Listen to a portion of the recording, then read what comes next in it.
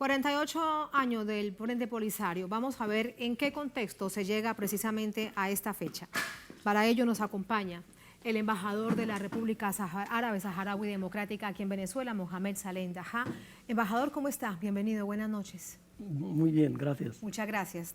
Tenemos la distancia requerida, lo invito para que se quite el tapabocas. La tapabocas, muchísimas gracias. Muchas gracias a usted. Se llegan a estos 48 años de lucha. Primero, permítame preguntarle acerca del enfrentamiento que existe en ninguna dimensión de proporcionalidad entre el ejército marroquí con el pueblo saharaui por su independencia. ¿Cómo está la situación hoy? Bueno, la situación comienza, en primer lugar, gracias por la invitación y por darnos esta oportunidad de llevar la voz del pueblo saharaui a la televidencia de Telesur, que es el canal de los pueblos y de los pueblos que no tienen voz. Muchísimas gracias. Telesur se presta para esa noble causa, para hacer que la voz de los oprimidos se escucha también en el mundo. El enfrentamiento del pueblo saharaui con el ejército marroquí no es de hoy, ¿no? Es una lucha que el pueblo saharaui lleva ya muchísimos años llevando. La lucha empezó realmente hace 48 años, el 20 de mayo de 1973, pero la resistencia del pueblo saharaui viene de antes, o sea, a mediados de los años 60 ya el pueblo saharaui exigía directamente a las autoridades coloniales españolas la autodeterminación y la independencia del pueblo. También Naciones Unidas venía pidiendo la autodeterminación del pueblo saharaui también desde mediados de los años 60.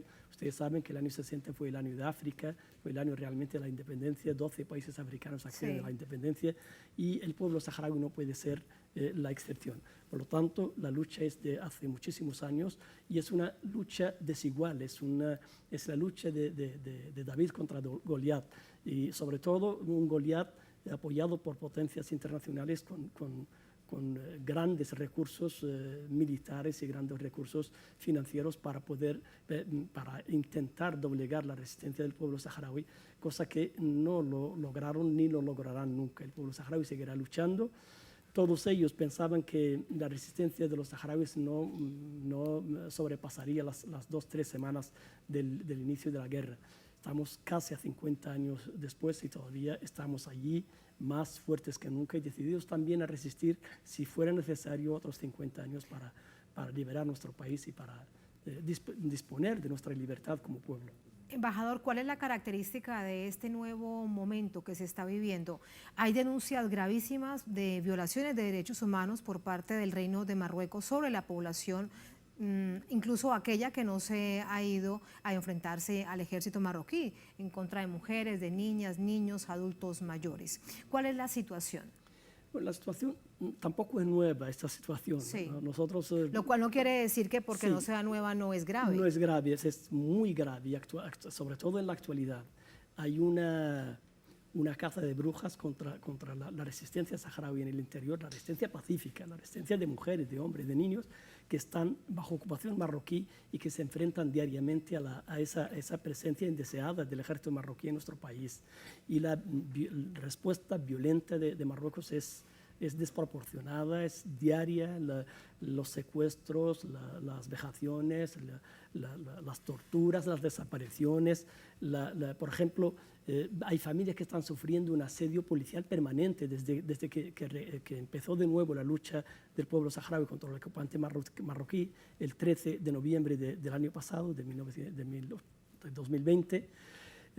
Esas familias están siendo secuestradas en sus propias casas, maltratadas, vejadas, golpeadas, mujeres indefensas. Un ejemplo muy claro de esta situación es lo constituye la familia de Sultana Jaya, la familia de Jaya, que está en la ciudad ocupada de Bojador y que lleva ya cerca de 6 meses resistiendo heroicamente a las embestidas permanentes de los cuerpos represivos del ejército marroquí que está ocupando la ciudad y está ocupando todas las ciudades grandes del Sáhara Occidental. Y es una lucha permanente que viene de antes. Antiguamente Marruecos venía para arrasar absoluta y totalmente con la connivencia de la potencia colonizadora que es España y que es la actual potencia administradora considerada así por Naciones Unidas y que tiene una responsabilidad sobre todo lo que acontece en el Sáhara Occidental, que va a permanecer hasta que el pueblo saharaui alcance su libertad. Con una gran corresponsabilidad. Y aquí permítame preguntarle acerca de un hecho que ha sido muy mediático, y es cómo el presidente del Frente Polisario presenta un cuadro médico complicado y se va a ser atendido en España. El Reino de Marruecos reacciona. ¿Cómo ve usted que el tratamiento que le ha dado a esta situación específicamente el gobierno de España? Bueno, los intentos de chantaje del gobierno marroquí al gobierno español y a Europa en general no es nuevo. Tampoco es una cuestión de ayer. Ellos se encontraron esta situación, la utilizaron, porque Brahim Ghali, presidente de la República Árabe Saharaui Democrática y secretario general del Frente Polisario, estuvo 9 años de representante del Frente Polisario en Madrid, viviendo en España. O sea, no es algo nuevo que Ghali está en España. El problema es que la enfermedad hizo que no tenía otro remedio que regresar a España. Que ir a un país para ser atendido, y España le dio esa oportunidad. Le dio esa oportunidad sin tener en cuenta que la reacción marroquí iba a ser de esa forma. Marruecos utiliza una reacción desmedida, embajador. Desmedida, absolutamente sin sentido, que no tiene ni pies ni cabeza. Marruecos venía ya envalentonado por el tuit de Trump de diciembre del año pasado, y venía creyendo que todos los países del mundo van a secundar esa posición contraria al derecho internacional, contraria al derecho del pueblo saharaui a decidir libremente su futuro, de un presidente que estaba ya en los últimos días de su mandato.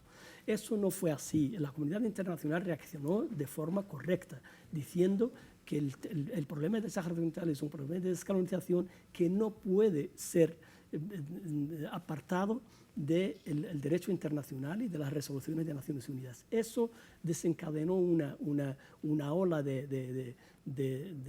digamos, de una postura tan radical de Marruecos que prácticamente está casi rompiendo sus relaciones con muchos países del mundo.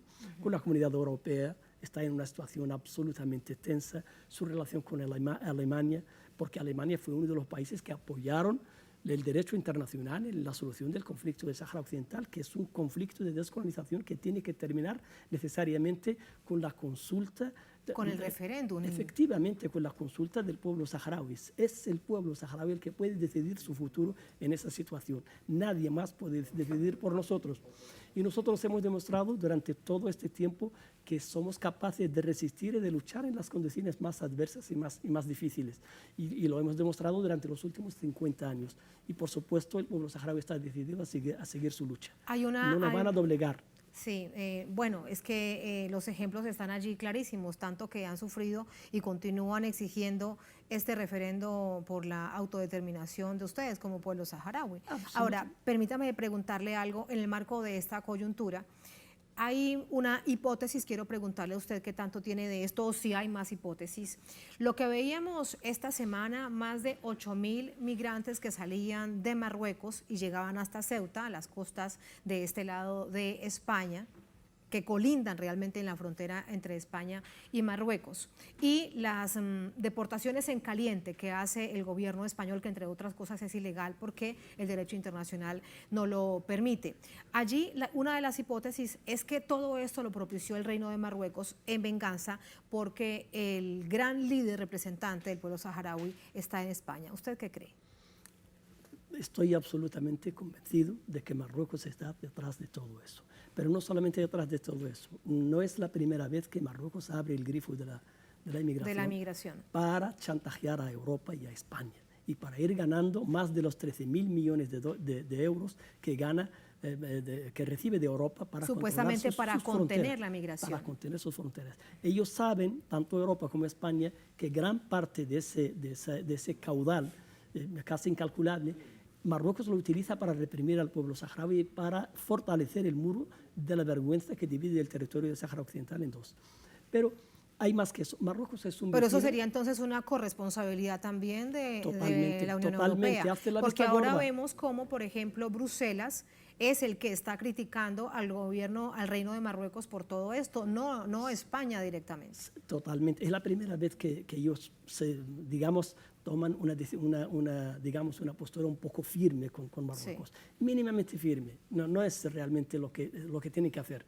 Porque con una narcomonarquía como la marroquí, que es absolutamente un vecino incómodo para todos, porque ustedes saben que el Gran Marruecos, el sueño de los marroquíes, del Reino de Marruecos, es lo que ellos llaman el Gran Marruecos, que incluye Marruecos, todo el Sáhara Occidental, todo Mauritania, el norte de Malí y gran parte del territorio nacional de Argelia. Pero no solamente eso, también hacia el norte, exactamente, parte del territorio argelino, toda la parte occidental, suroccidental de Argelia, la reivindica Marruecos también. Pero no solamente eso, reivindica también hacia el norte, hacia España, hacia Ceuta y Melilla. Ceuta y Melilla son ciudades españolas antes de la propia existencia del propio Reino de Marruecos. O sea, 400 años antes de la existencia del Reino de Marruecos, Ceuta y Melilla eran españolas. Y supongo que seguirán siendo españolas. Pero va a seguir presionando a España, no por Ceuta y Melilla, sino por su postura en relación con el Sáhara Occidental. Todo lo que hace Marruecos en su política internacional es para ganar, intentar legitimar su ocupación ilegal del Sáhara Occidental, cosa que no va a lograr nunca, porque existe un pueblo para defender eso. Sí, incluso con la tibieza de España. La tibieza de España siempre ha estado mirando hacia otro lado. Siempre ha hecho la vista gorda con lo que hace Marruecos. España ¿Duele no mucho esto, embajador? ¿Duele mucho esta mirada hacia otro lado de España?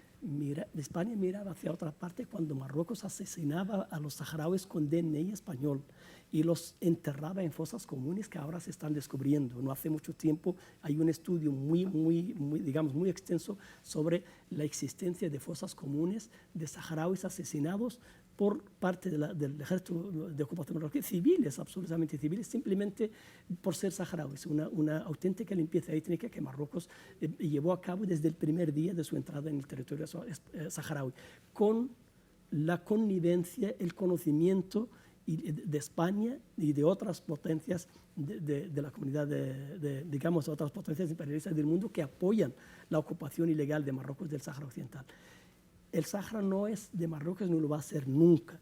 No porque haya alguien que nos apoye o nos ayude, sino porque hay un pueblo decidido a luchar y decidido a sacrificar hasta la última persona para arrebatar nuestra libertad. Y lo vamos a hacer pacífica o militarmente. Hemos empezado nuestra lucha contra el colonialismo español a través de la lucha pacífica, la lucha civil, Vimos que la respuesta española fue de masacrar a la población en la época de Franco. Sí. Fundamos un movimiento de liberación nacional cuyo objetivo es la lucha armada para liberar el país. Y ese movimiento que se llama Frente Polisario se mantiene actualmente y es más fuerte que nunca. Y va a seguir su lucha.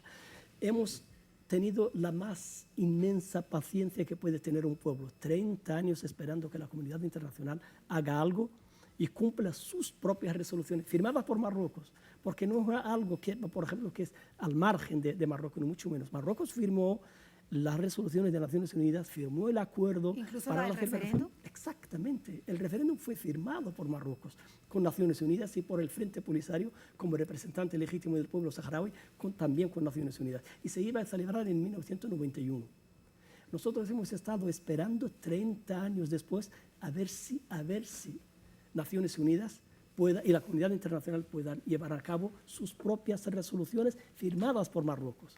Eso no pasó así y Marruecos violó y violentó en más de una ocasión el alto fuego firmado por él mismo y ha llevado a una situación límite donde el pueblo saharaui tuvo que defenderse.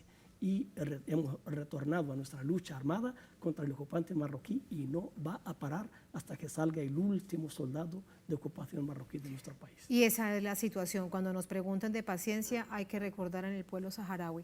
Embajador, muchísimas gracias. Gracias a ustedes. Un placer. Encantada. Muchas gracias.